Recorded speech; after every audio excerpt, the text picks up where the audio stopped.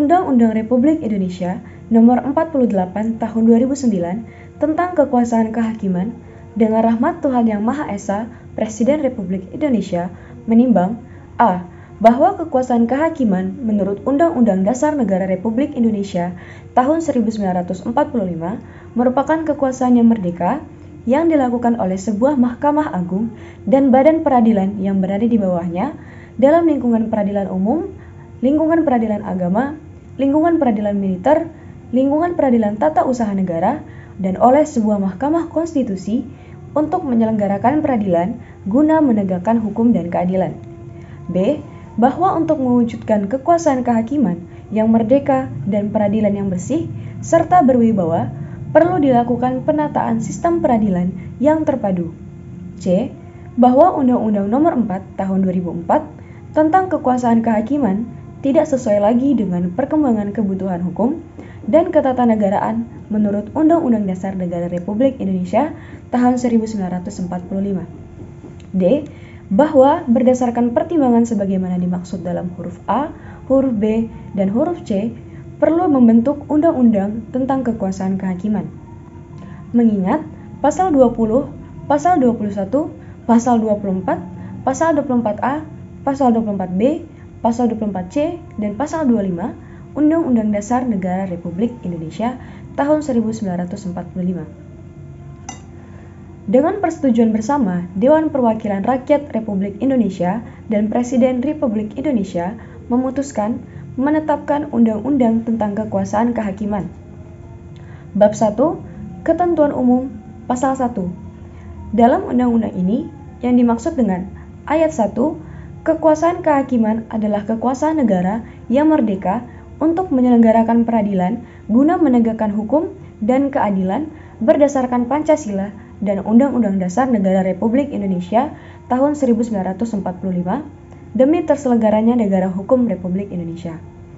Ayat 2, Mahkamah Agung adalah pelaku kekuasaan kehakiman sebagaimana dimaksud dalam Undang-Undang Dasar Negara Republik Indonesia tahun 1945. Ayat 3, Mahkamah Konstitusi adalah pelaku kekuasaan kehakiman sebagaimana dimaksud dalam Undang-Undang Dasar Negara Republik Indonesia tahun 1945. Komisi Yudisial adalah lembaga negara sebagaimana dimaksud dalam Undang-Undang Dasar Negara Republik Indonesia tahun 1945. Ayat 5, Hakim adalah hakim pada Mahkamah Agung dan hakim pada badan peradilan yang berada di bawahnya dan lingkungan peradilan umum, lingkungan peradilan agama, lingkungan peradilan militer, lingkungan peradilan tata usaha negara, dan hakim pada pengadilan khusus yang berada dalam lingkungan peradilan tersebut. Ayat 6, Hakim Agung adalah hakim pada Mahkamah Agung. Ayat 7, Hakim Konstitusi adalah hakim pada Mahkamah Konstitusi. Ayat 8, Pengadilan khusus adalah pengadilan yang mempunyai kewenangan untuk memeriksa, mengadili, dan memutus perkara tertentu yang hanya dapat dibentuk dalam salah satu lingkungan badan peradilan yang berada di bawah Mahkamah Agung yang diatur dalam undang-undang. Ayat 9, Hakim ad hoc adalah hakim yang bersifat sementara yang memiliki keahlian dan pengalaman di bidang tertentu untuk memeriksa, mengadili, dan memutus suatu perkara yang pengangkatannya diatur dalam undang-undang. Bab 2. Asas penyelenggaraan kekuasaan kehakiman. Pasal 2 ayat 1, peradilan dilakukan demi keadilan berdasarkan ketuhanan yang Maha Esa. Ayat 2, peradilan negara menerapkan dan menegakkan hukum dan keadilan berdasarkan Pancasila. Ayat 3, semua peradilan di seluruh wilayah negara Republik Indonesia adalah peradilan negara yang diatur dengan undang-undang. Ayat 4, peradilan dilakukan dengan sederhana, cepat, dan biaya ringan. Pasal 3 ayat 1, dalam menjalankan tugas dan fungsinya, hakim dan hakim konstitusi wajib menjaga kemandirian peradilan. Ayat 2, segala campur tangan dalam urusan peradilan oleh pihak lain di luar kekuasaan kehakiman dilarang, kecuali dalam hal-hal sebagaimana dimaksud dalam Undang-Undang Dasar Negara Republik Indonesia tahun 1945.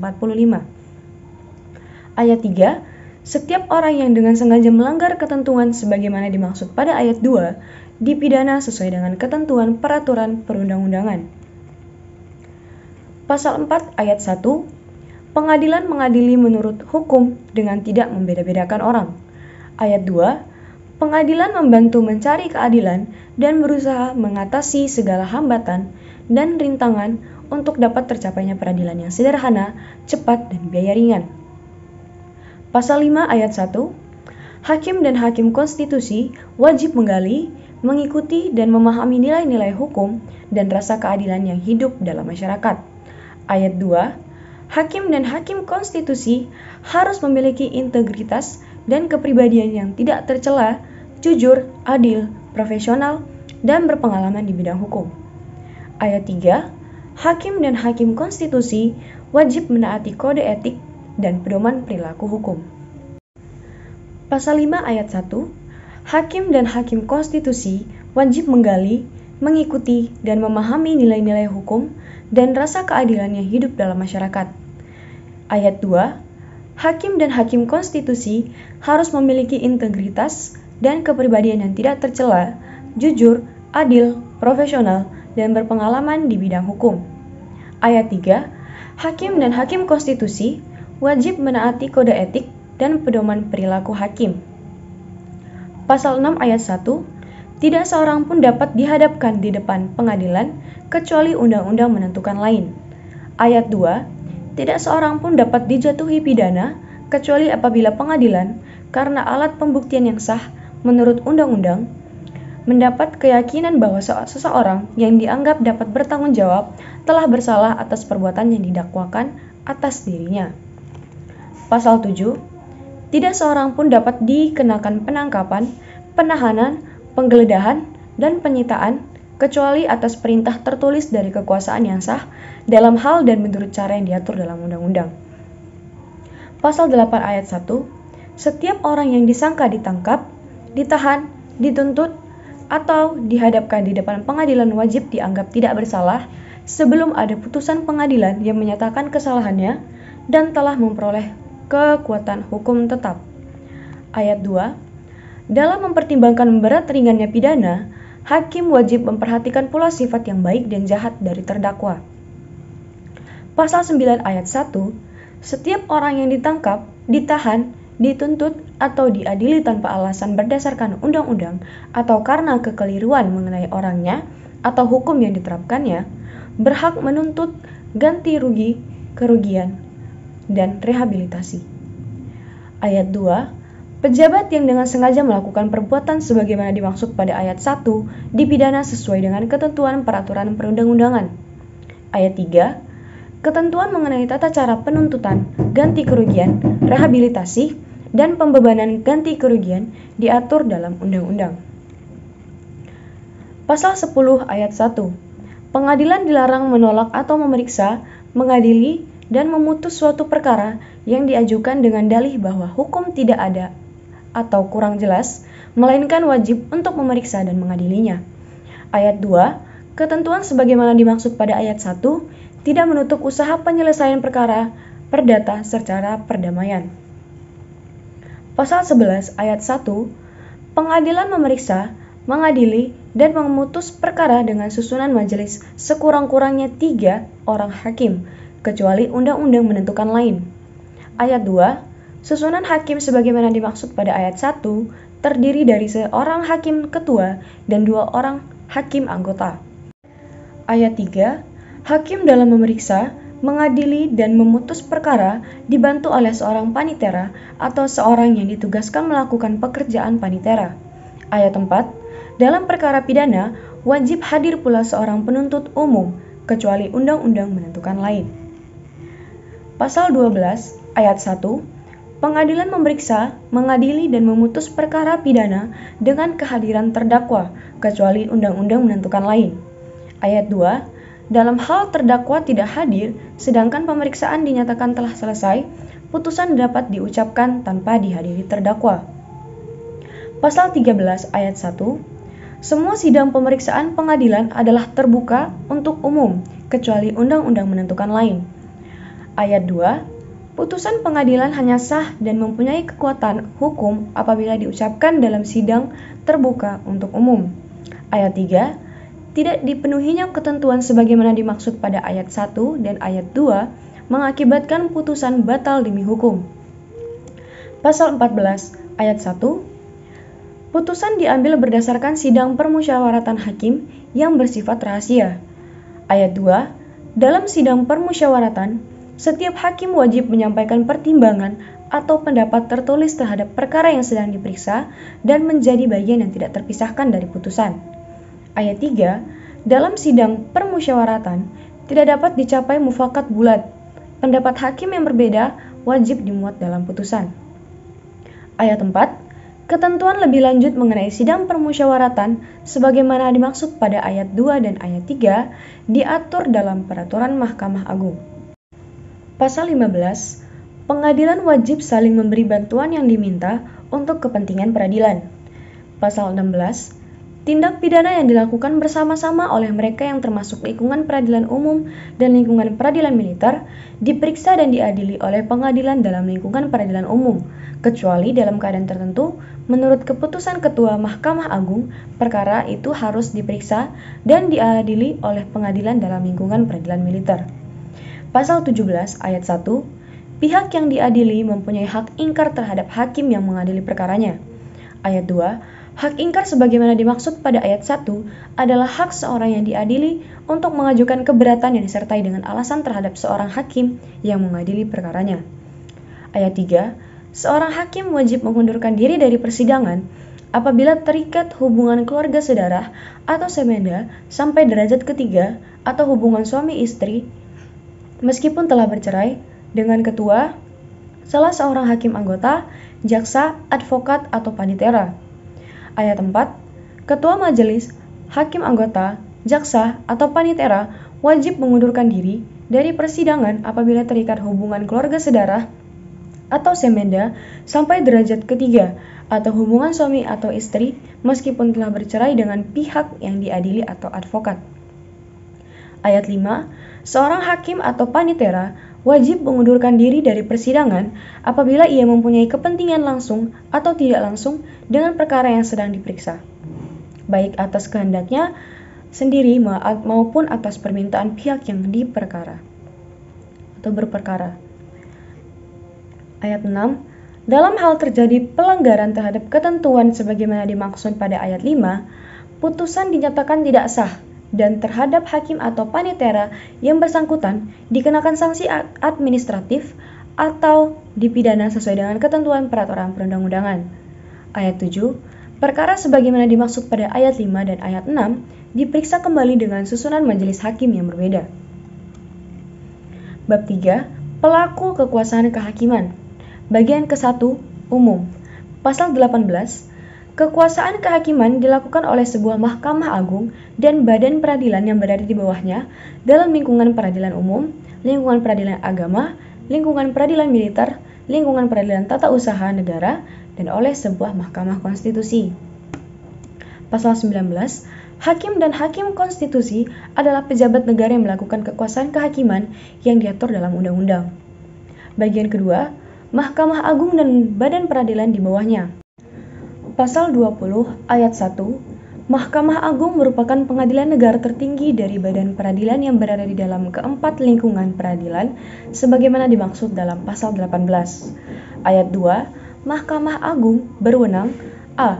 Mengadili pada tingkat kasasi terhadap putusan yang diberikan pada tingkat terakhir oleh pengadilan di semua lingkungan peradilan yang berada di bawah Mahkamah Agung kecuali undang-undang menentukan lain.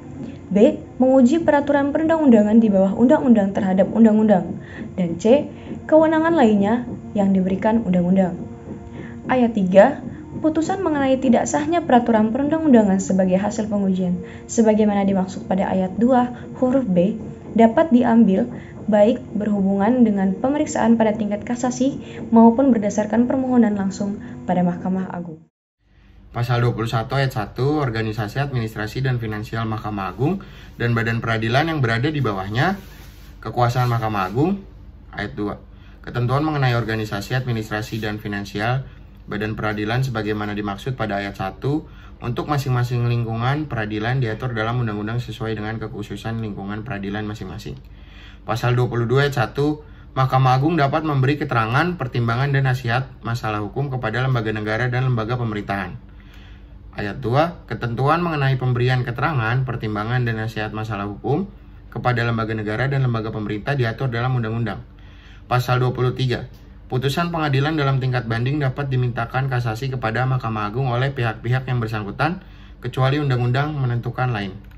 Pasal 24 ayat 1, terhadap putusan pengadilan yang telah memperoleh kekuatan hukum, tetap pihak-pihak yang bersangkutan dapat mengajukan peninjauan kembali kepada Mahkamah Agung apabila terdapat hal atau keadaan tertentu yang ditentukan dalam undang-undang. Ayat 2, terhadap putusan peninjauan kembali tidak dapat dilakukan peninjauan kembali. Pasal 25 ayat 1, badan peradilan yang berada di bawah Mahkamah Agung meliputi badan peradilan dalam lingkungan peradilan umum, peradilan agama, peradilan militer, dan peradilan tata usaha negara. Ayat 2, peradilan umum sebagaimana dimaksud pada ayat 1 berwenang memeriksa, mengadili, dan memutus perkara pidana dan perdata sesuai dengan ketentuan peraturan perundang-undangan. Ayat 3, peradilan agama sebagaimana dimaksud pada ayat 1 berwenang memeriksa, mengadili, memutus, dan menyelesaikan perkara antar orang-orang yang beragama Islam sesuai dengan ketentuan peraturan perundang-undangan. Ayat 4, peradilan militer sebagaimana dimaksud pada ayat 1 berwenang memeriksa, mengadili, dan memutus perkara tindak pidana militer sesuai dengan ketentuan peraturan perundang-undangan. Ayat 5, peradilan tata usaha negara sebagaimana dimaksud pada ayat 1 berwenang memeriksa, mengadili, memutus, dan menyelesaikan sengketa tata usaha negara sesuai dengan ketentuan peraturan perundang-undangan. Pasal 26 ayat 1, putusan pengadilan tingkat pertama dapat dimintakan banding kepada pengadilan tinggi oleh pihak-pihak yang bersangkutan, kecuali undang-undang menentukan lain. Ayat 2, putusan pengadilan tingkat pertama yang merupakan pembebasan dari dakwaan atau putusan lepas dari segala tuntutan hukum dapat dimintakan banding kepada pengadilan tinggi oleh pihak-pihak yang bersangkutan, kecuali undang-undang menentukan lain. Pasal 27, pengadilan khusus hanya dapat dibentuk dalam salah satu lingkungan peradilan yang berada di bawah Mahkamah Agung sebagaimana dimaksud dalam pasal 25.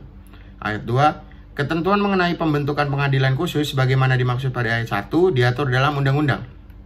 Pasal 28, susunan kekuasaan dan hukum acara Mahkamah Agung dan badan peradilan yang berada di bawahnya sebagaimana dimaksud dalam pasal 25 diatur dalam undang-undang.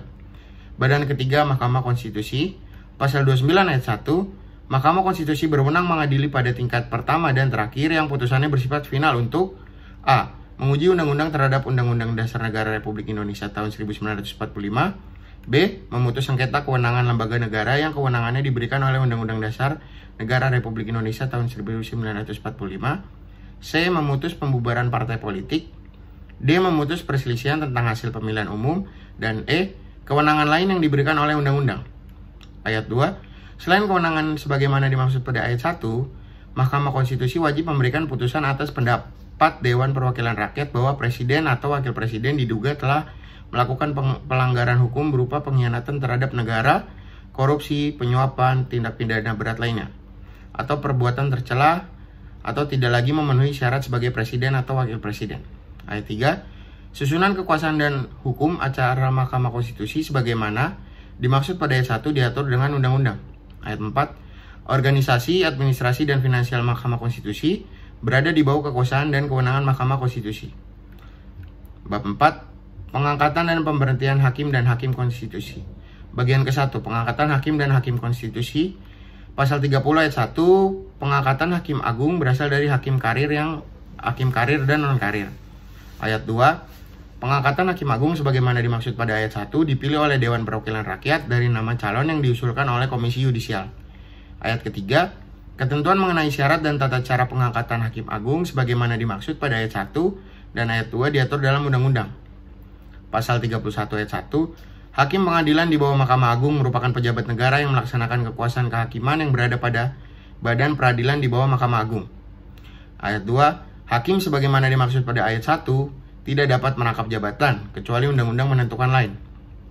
Pasal 32 ayat 1, hakim ad hoc dapat diangkat pada pengadilan khusus untuk memeriksa, mengadili, dan memutus perkara yang membutuhkan keahlian dan pengalaman di bidang tertentu dalam jangka waktu tertentu. Ayat 2, ketentuan mengenai syarat dan tata cara pengangkatan dan pemberhentian hakim ad hoc sebagaimana dimaksud pada ayat 1 diatur dalam undang-undang. Pasal 33, untuk dapat diangkat sebagai hakim konstitusi, seseorang harus memenuhi syarat sebagai berikut. A. Memiliki integritas dan kepribadian tidak tercela. B. Adil. Dan C. Negarawan yang menguasai konstitusi dan ketatanegaraan.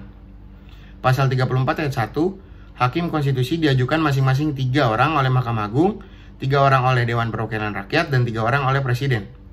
Ayat 2, pencalonan hakim konstitusi sebagaimana dimaksud pada ayat 1 dilaksanakan secara transparan dan partisipatif. Ayat 3, pemilihan hakim konstitusi sebagaimana dimaksud pada ayat 1 dilaksanakan secara objektif dan akuntabel. Pasal 35, ketentuan mengenai syarat dan cara pengangkatan hakim konstitusi diatur dengan undang-undang. Bagian kedua, pemberhentian hakim dan hakim konstitusi. Pasal 36, hakim dan hakim konstitusi dapat diberhentikan apabila telah memenuhi syarat-syarat yang ditentukan dalam undang-undang. Pasal 37, ketentuan mengenai tata cara pemberhentian hakim dan hakim konstitusi diatur dalam undang-undang. Bab 5, badan-badan lain yang fungsinya berkaitan dengan kekuasaan kehakiman. Pasal 38 ayat 1, selain Mahkamah Agung dan badan peradilan di bawahnya, serta Mahkamah Konstitusi, terdapat badan-badan lain yang fungsinya berkaitan dengan kekuasaan kehakiman. Ayat 2, fungsi yang berkaitan dengan kekuasaan kehakiman sebagaimana dimaksud pada ayat 1 meliputi A. Penyelidikan dan penyidikan, B. Penuntutan, C. Pelaksanaan putusan, D. Pemberian jasa hukum, dan E. Penyelesaian sengketa di luar pengadilan. Ayat 3, ketentuan mengenai badan-badan lain yang fungsinya berkaitan dengan kekuasaan kehakiman diatur dalam undang-undang. Bab 6, pengawasan hakim dan hakim konstitusi. Pasal 39 ayat 1, pengawasan tertinggi terhadap penyelenggaraan peradilan pada semua badan peradilan yang berada di bawah Mahkamah Agung dalam menyelenggarakan kekuasaan kehakiman dilakukan oleh Mahkamah Agung. Selain pengawasan sebagaimana dimaksud pada ayat 1, Mahkamah Agung melakukan pengawasan tertinggi terhadap pelaksanaan tugas administrasi dan keuangan. Ayat 3, pengawasan internal atas tingkah laku hakim dilakukan oleh Mahkamah Agung. Ayat 4, pengawasan dan kewenangan sebagaimana dimaksud pada ayat 1, ayat 2, dan ayat 3 tidak boleh mengurangi kebebasan hakim dan dalam memeriksa dan memutus perkara. Pasal 40 ayat 1, dalam rangka menjaga dan menegakkan kehormatan, keluhuran martabat, serta perilaku hakim, dilakukan pengawasan eksternal oleh Komisi Yudisial. Ayat 2, dalam melakukan pengawasan sebagaimana dimaksud pada ayat 1, Komisi Yudisial mempunyai tugas melakukan pengawasan terhadap perilaku hakim berdasarkan kode etik dan pedoman perilaku hakim. Pasal 41 ayat 1, dalam melaksanakan pengawasan sebagaimana dimaksud dalam pasal 39 dan pasal 40, Komisi Yudisial atau Mahkamah Agung wajib A. menaati norma dan peraturan perundang-undangan, B. berpedoman pada kode etik dan pedoman perilaku hakim, dan C. menjaga kerahasiaan keterangan atau informasi yang diperoleh. Ayat 2, pelaksanaan tugas sebagaimana dimaksud pada ayat 1 tidak boleh mengurangi kebebasan hakim dalam memeriksa dan memutus perkara.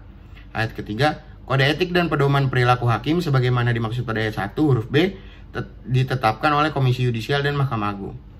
Ayat 4, ketentuan mengenai pengawasan sebagaimana dimaksud dalam pasal 39 dan pasal 40 diatur dalam undang-undang.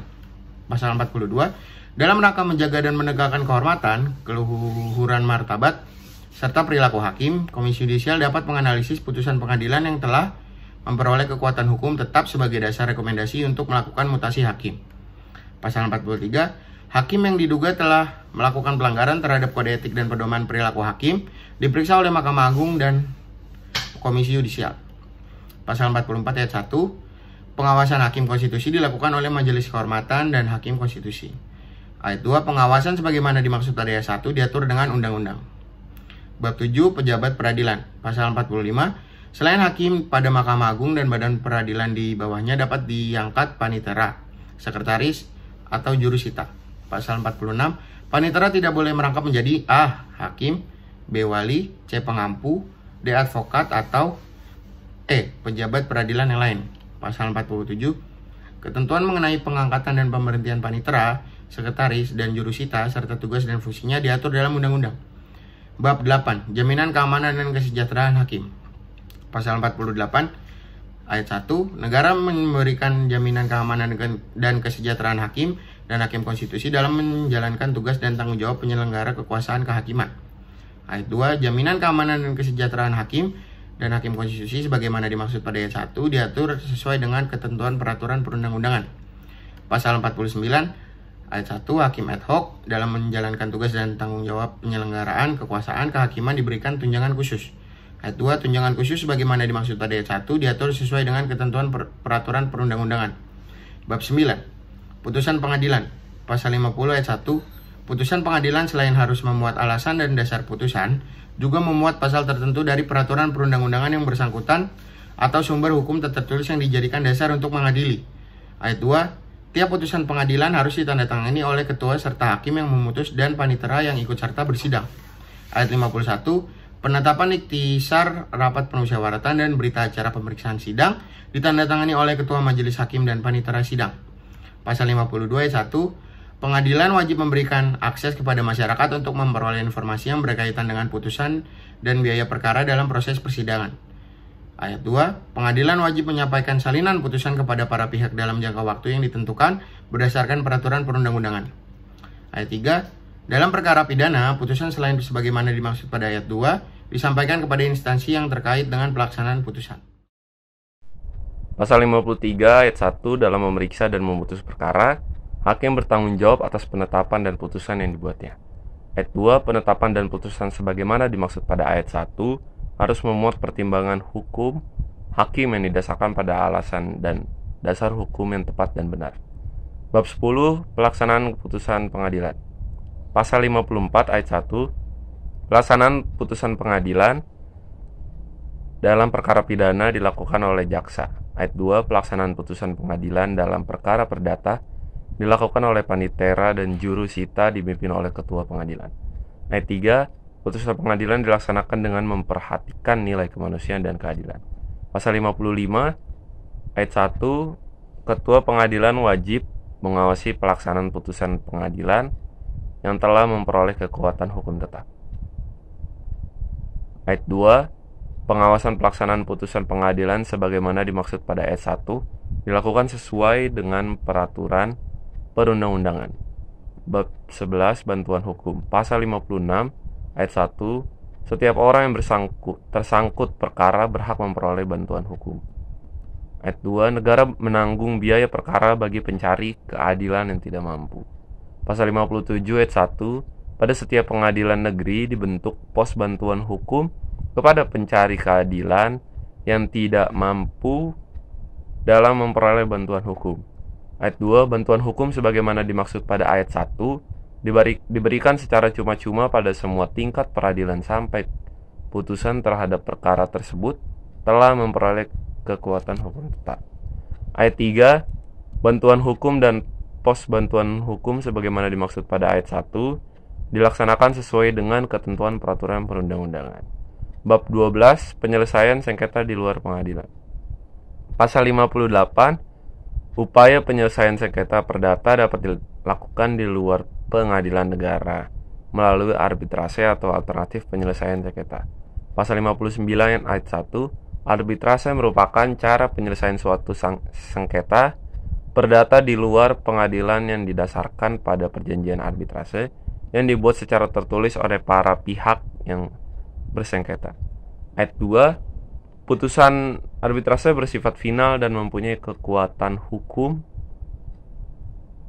tetap dan mengikat para pihak. Ayat 3. Dalam hal para pihak tidak melaksanakan putusan arbitrase secara sukarela, putusan dilaksanakan berdasarkan perintah ketua pengadilan negeri atas permohonan salah satu pihak yang bersengketa. Pasal 60 ayat 1.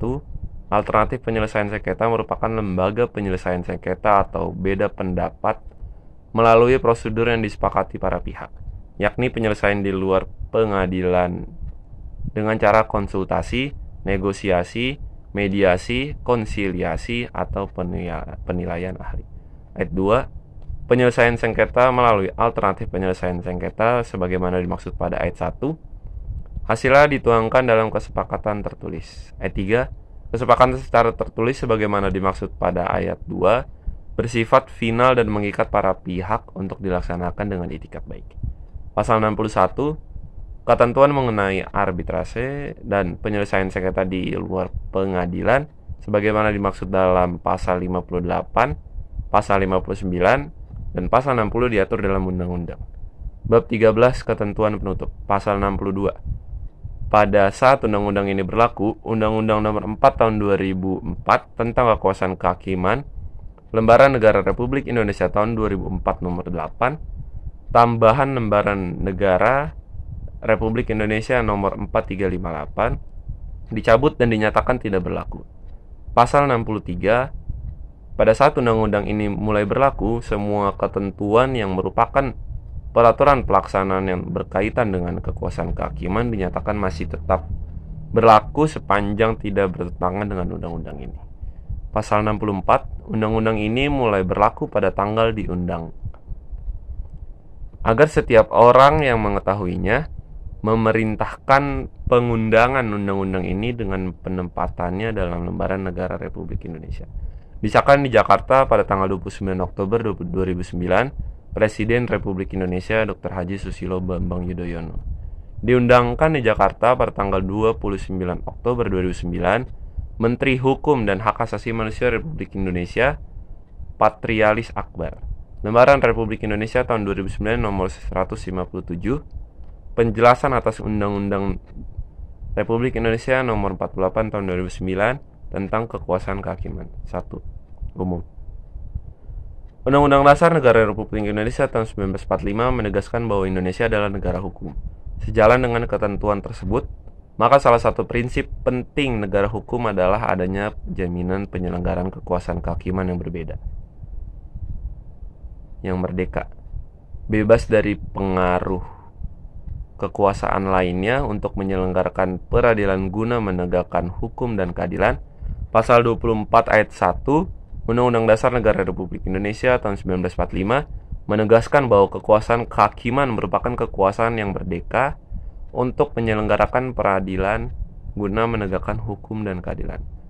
Perubahan Undang-Undang Dasar Negara Republik Indonesia tahun 1945 telah membawa perubahan dalam kehidupan ketatanegaraan, khususnya dalam pelaksanaan kekuasaan kehakiman. Perubahan tersebut antara lain menegaskan bahwa kekuasaan kehakiman dilaksanakan oleh sebuah Mahkamah Agung dan badan peradilan yang berada di bawahnya dalam lingkungan peradilan umum, lingkungan peradilan agama, lingkungan peradilan militer, lingkungan peradilan tata usaha negara, dan oleh sebuah Mahkamah Konstitusi. Mahkamah Agung berwenang mengadili pada tingkat kasasi, menguji peraturan perundang-undangan di bawah undang-undang terhadap undang-undang, dan mempunyai wewenang lainnya yang diberikan oleh undang-undang. Mahkamah Konstitusi berwenang untuk menguji undang-undang terhadap Undang-Undang Dasar Negara Republik Indonesia tahun 1945 dan memutus sengketa kewenangan lembaga negara yang kewenangannya diberikan oleh Undang-Undang Dasar Negara Republik Indonesia tahun 1945. Komisi Yudisial berwenang mengusulkan pengangkatan hakim agung dan mempunyai wewenang lain dalam rangka menjaga dan menegakkan kehormatan, keluhuran martabat, serta perilaku hakim.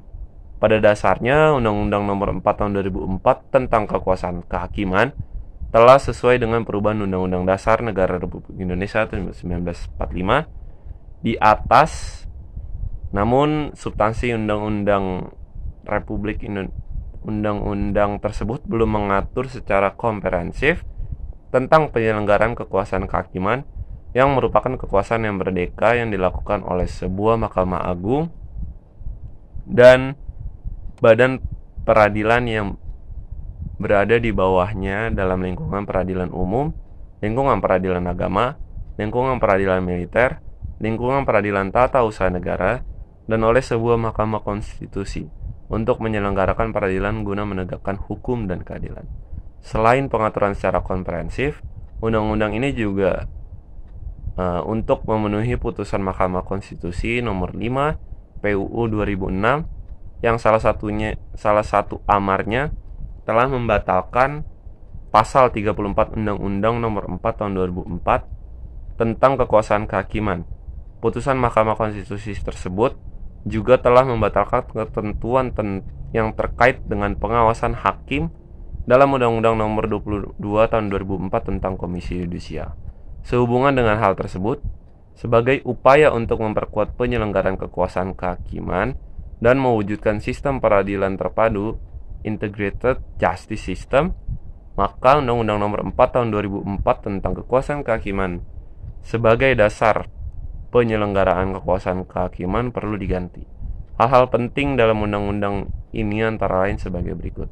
A. Mereformulasi sistematika Undang-Undang Nomor 4 Tahun 2004 tentang kekuasaan kehakiman terkait dengan pengaturan secara komprehensif dalam undang-undang ini. Misalnya, adanya bab tersendiri mengenai asas penyelenggaraan kekuasaan kehakiman. B. Pengaturan umum mengenai pengawasan hakim dan konstitusi sesuai dengan peraturan perundang-undangan dan kode etik dan pedoman perilaku hakim. C. Pengaturan umum mengenai pengangkatan dan pemberhentian hakim dan hakim konstitusi. D. Pengaturan mengenai pengadilan khusus yang mempunyai kewenangan untuk memeriksa, mengadili dan memutus perkara tertentu yang hanya dapat dibentuk dalam salah satu lingkungan badan peradilan yang berada di bawah Mahkamah Agung. E. Pengaturan mengenai hakim ad hoc yang bersifat sementara dan memiliki keahlian serta pengalaman di bidang tertentu untuk memeriksa, mengadili, dan memutus suatu perkara. Pengaturan umum mengenai arbitrase dan alternatif penyelesaian sengketa di luar pengadilan. G. Pengaturan umum mengenai bantuan hukum bagi pencari keadilan yang tidak mampu dan pengaturan mengenai pos bantuan hukum pada setiap pengadilan. H. Pengaturan umum mengenai jaminan keamanan dan kesejahteraan hakim dan hakim konstitusi. 2. Pasal demi pasal. Pasal 1 cukup jelas. Pasal 2 ayat 1, peradilan dilakukan demi keadilan berdasarkan ketuhanan yang Maha Esa adalah sesuai dengan pasal 29 Undang-Undang Dasar Negara Republik Indonesia tahun 1945 yang menentukan bahwa negara berdasarkan atas ketuhanan yang Maha Esa dan negara menjamin kemerdekaan tiap-tiap penduduk untuk memeluk agamanya masing-masing dan untuk beribadat menurut agamanya dan kepercayaannya itu. Ayat 2 cukup jelas, ayat 3 cukup jelas, ayat 4. Yang dimaksud dengan sederhana adalah pemeriksaan dan penyelesaian perkara dilakukan dengan cara efisien dan efektif. Yang dimaksud dengan biaya ringan adalah biaya perkara yang dapat dijangkau oleh masyarakat. Namun demikian asas sederhana, cepat dan biaya ringan dalam pemeriksaan dan penyelesaian perkara di pengadilan tidak mengesampingkan ketelitian dan kecermatan dalam mencari kebenaran dan keadilan. Pasal 3 ayat 1, yang dimaksud dengan kemandirian peradilan adalah bebas dari campur tangan pihak luar dan bebas dari segala bentuk tekanan, baik fisik maupun psikis. Ayat 2 cukup jelas, ayat 3 cukup jelas, pasal 4 cukup jelas, pasal 5 ayat 1, ketentuan ini dimaksud agar putusan hakim dan hakim konstitusi sesuai dengan hukum dan rasa keadilan masyarakat. Ayat 2 cukup jelas, ayat 3 cukup jelas, pasal 6 cukup jelas, pasal 7, yang dimaksud dengan kekuasaan yang sah adalah aparat penegak hukum yang berwenang melakukan penyelidikan dan penyidikan berdasarkan undang-undang. Dalam proses penyelidikan dan penyidikan ini termasuk juga di dalamnya penyadapan. Pasal 8 ayat 1 cukup jelas. Ayat 2, dalam menentukan berat ringannya pidana yang akan dijatuhkan, hakim wajib memperhatikan sifat baik atau sifat jahat dari terdakwa, sehingga putusan yang dijatuhkan sesuai dan adil dengan kesalahan yang dilakukannya. Pasal 9 ayat 1, yang dimaksud dengan rehabilitasi adalah pemulihan hak seseorang berdasarkan putusan pengadilan pada kedudukan semula yang menyangkut kehormatan, nama baik, atau hak-hak lain. Ayat 2 cukup jelas, ayat 3 cukup jelas, pasal 10 cukup jelas, pasal 11 cukup jelas, pasal 12 ayat 1, ketentuan ini berlaku bagi pengadilan tingkat pertama. Ayat 2 cukup jelas, pasal 13 cukup jelas, pasal 14 cukup jelas, pasal 15, saling memberi bantuan dilakukan antara lain dalam hal administrasi, berkas perkara, inventarisasi putusan pengadilan dan penggunaan sumber daya manusia. Pasal 16, yang dimaksud dengan dalam keadaan tertentu adalah dilihat dari titik berat kerugian yang ditimbulkan oleh pihak tindak pidana tersebut. Jika titik berat kerugian terletak pada kepentingan militer, perkara tersebut diadili oleh pengadilan di lingkungan peradilan militer. Namun jika titik berat kerugian tersebut terletak pada kepentingan umum, maka perkara tersebut diadili oleh pengadilan di lingkungan peradilan umum. Berat kerugian terletak pada kepentingan militer. Perkara tersebut diadili oleh pengadilan di lingkungan peradilan militer. Namun, jika titik berat kerugian tersebut terletak pada kepentingan umum, maka perkara tersebut diadili oleh pengadilan di lingkungan peradilan hukum. Pasal 17 ayat 1 cukup jelas, ayat 2 cukup jelas, ayat 3 cukup jelas, ayat 4 cukup jelas, ayat 5. Yang dimaksud dengan kepentingan langsung atau tidak langsung adalah termasuk apabila hakim atau panitera atau pihak lain pernah menangani perkara tersebut atau perkara tersebut pernah terkait dengan pekerjaan atau jabatan yang bersangkutan sebelumnya. Ayat 6 cukup jelas, ayat 7. Yang dimaksud dengan berbeda dalam ketentuan ini adalah majelis hakim yang tidak terikat dengan ketentuan pada ayat 5. Pasal 18 cukup jelas. Pasal 18 cukup jelas, pasal 19 cukup jelas, pasal 20 ayat 1 cukup jelas. Ayat 2 huruf A cukup jelas, huruf B. Ketentuan ini mengatur mengenai hak uji Mahkamah Agung terhadap peraturan perundang-undangan yang lebih rendah dari undang-undang. Hak uji dapat dilakukan baik terhadap materi muatan ayat, pasal, dan atau bagian dari peraturan perundang-undangan yang bertentangan dengan peraturan perundang-undangan yang lebih tinggi maupun terhadap pembentukan peraturan perundang-undangan. Huruf C cukup jelas. Ayat 3 cukup jelas. Pasal 21 cukup jelas. Pasal 22 cukup jelas. Pasal 23 cukup jelas. Pasal 24 ayat 1. Yang dimaksud dengan hal atau keadaan tertentu antara lain adalah ditemukannya bukti baru atau novum dan atau adanya kehilafan atau kekeliruan hakim dalam penerapan hukumnya. Ayat 2 cukup jelas, pasal 25 cukup jelas, pasal 26 cukup jelas. Pasal 27 ayat 1. Yang dimaksud dengan pengadilan khusus antara lain adalah pengadilan anak, pengadilan niaga, pengadilan hak asasi manusia, pengadilan tindak pidana korupsi, pengadilan hubungan industrial, dan pengadilan perikanan yang berada di lingkungan peradilan umum, serta pengadilan pajak yang berada di lingkungan peradilan tata usaha negara. Ayat 2 cukup jelas, pasal 28 cukup jelas, pasal 29 ayat 1, huruf A cukup jelas, huruf B cukup jelas, huruf C cukup jelas, huruf D cukup jelas, huruf E. Dalam ketentuan ini termasuk kewenangan memeriksa dan memutus sengketa hasil pemilihan kepala daerah sesuai dengan ketentuan perundang-undangan. Ayat 2 cukup jelas, ayat 3 cukup jelas, ayat 4 cukup jelas.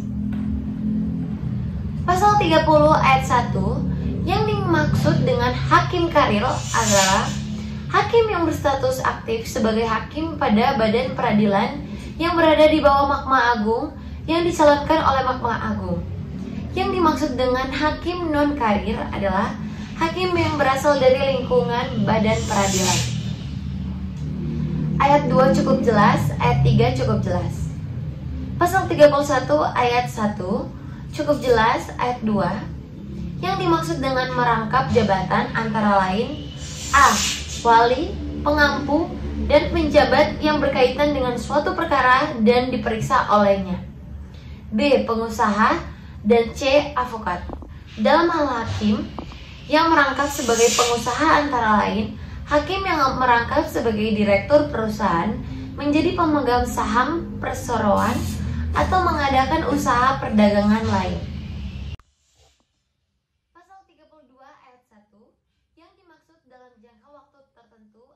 Bersifat sementara sesuai dengan ketentuan peraturan perundang-undangan. Tujuan diangkatnya hakim ad hoc adalah untuk membantu penyelesaian perkara yang membutuhkan keahlian khusus, misalnya kejahatan perbankan, kejahatan pajak, korupsi, anak, perselisihan hubungan industrial, telematika, atau cybercrime. Ayat 2 cukup jelas, pasal 33 cukup jelas, pasal 34 cukup jelas, pasal 35 cukup jelas, pasal 36 cukup jelas, pasal 37 cukup jelas, pasal 38 ayat 1 yang dimaksud dengan badan-badan lain antara lain kepolisian, kejaksaan, advokat, dan lembaga permasyarakatan. Ayat 2 cukup jelas, ayat 3 cukup jelas, pasal 39 ayat 1. Yang dimaksud dengan pengawasan tertinggi adalah meliputi pengawasan internal Mahkamah Agung terhadap semua badan peradilan yang berada di bawahnya. Ayat 2 cukup jelas, ayat 3 cukup jelas, ayat 4 cukup jelas, pasal 20 cukup jelas, pasal 41 cukup jelas, pasal 42. Yang dimaksud dengan mutasi dalam ketentuan ini meliputi juga promosi dan demosi. Pasal 43 cukup jelas, pasal 44 cukup jelas, pasal 45 cukup jelas, pasal 46 huruf A cukup jelas, huruf B cukup jelas, huruf C cukup jelas, huruf D cukup jelas, huruf E. Yang dimaksud dengan pejabat peradilan yang lain adalah sekretaris, wakil sekretaris, wakil panitera, pengganti, jurusita pengganti, dan pejabat struktural lainnya. Pasal 47 cukup jelas, pasal 48 ayat 1. Yang dimaksud dengan jaminan keamanan dalam melaksanakan tugasnya adalah hakim dan hakim konstitusi diberikan penjagaan kesamaan dalam menghadiri dan memimpin persidangan. Hakim dan hakim konstitusi tersebut harus diberikan perlindungan keamanan oleh konstitusi.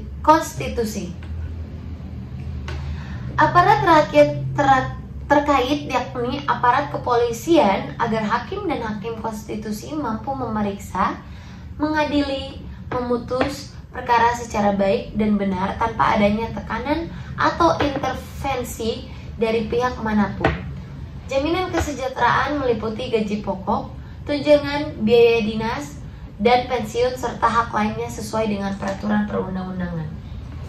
Ayat 2 cukup jelas, pasal 49 cukup jelas, pasal 50 cukup jelas, pasal 51 cukup jelas, pasal 52 ayat 1 cukup jelas, ayat 2 cukup jelas, ayat 3. Yang dimaksud dengan instansi yang terkait antara lain lembaga permasyarakatan, rumah tahanan, dan kejaksaan. Dalam hal salinan putusan dan disampaikan, ketua pengadilan yang bersangkutan dikenakan sanksi administratif berupa teguran tertulis dari ketua Mahkamah Agung. Pasal 53 cukup jelas, pasal 54 cukup jelas, pasal 55 cukup jelas. Pasal 56 ayat 1, yang dimaksud dengan bantuan hukum adalah pemberian jasa hukum secara cuma-cuma yang meliputi pemberian konsultasi hukum, menjalankan kuasa, mewakili, mendampingi, membela, melakukan tindakan hukum lainnya untuk kepentingan pencari keadilan yang tidak mampu. Ayat 2. Yang dimaksud dengan pencari keadilan yang tidak mampu adalah orang perseorangan untuk sekelompok orang yang secara ekonomis tidak mampu, yang memerlukan jasa hukum untuk menangani dan menyelesaikan hukum. Pasal 58 cukup jelas, pasal 59 ayat 1, yang dimaksud dengan arbitrase dalam ketentuan ini termasuk juga arbitrase syariah. Ayat 2 cukup jelas, ayat 3 cukup jelas. Pasal 60 cukup jelas, pasal 61 cukup jelas, pasal 62 cukup jelas, pasal 64 cukup jelas.